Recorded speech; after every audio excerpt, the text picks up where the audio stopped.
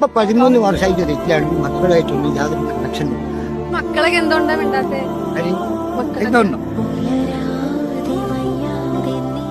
എന്താണ് ഫാദറിന്റെ അടുത്ത് പറ്റിയ തെറ്റ് മക്കൾക്ക് അന്വേഷിക്കാലോ. കാരണം അത്യാവശ്യം സാമാന്യ വിദ്യാഭ്യാസം കൊടുത്തു.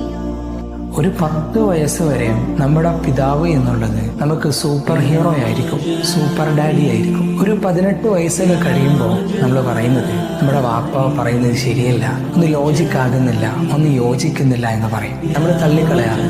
പക്ഷേ നമുക്ക് എപ്പോഴാണ് ഇത് മനസ്സിലാകാന്നറിയോ? നമ്മൾ ഈ വാപ്പാടെ സ്ഥാനത്തായി നമ്മുടെ മക്കളെ നല്ലോണം ട്രീറ്റ് ചെയ്ത് നമ്മൾ വളർത്തിക്കൊണ്ടുവരുമ്പോൾ നമ്മുടെ മക്കളും ഇതേ പ്രായമാകുമ്പോൾ നമ്മൾ പറയുന്നത് അവർ കേൾക്കാതെ വരുമ്പോഴാണ് നമ്മുടെ പിതാക്കന്മാര്, നമ്മുടെ വാപ്പമാര് പറഞ്ഞത് എത്രയോ സത്യമായിരുന്നു എന്ന് ഇപ്പോൾ നമുക്ക് മനസ്സിലാകുന്നത്. അതുകൊണ്ട് വാപ്പയുള്ള മക്കളെ, മരണപ്പെടുന്നതിന് മുമ്പ് വാപ്പയോട് ഇപ്പോഴേ സ്നേഹം കാണിക്കാം. മരണപ്പെട്ട് അവസാനം ജനാസയിൽ മുത്തം കൊടുക്കുന്നതല്ല യഥാർത്ഥത്തിൽ സ്നേഹം എന്നുള്ളത്.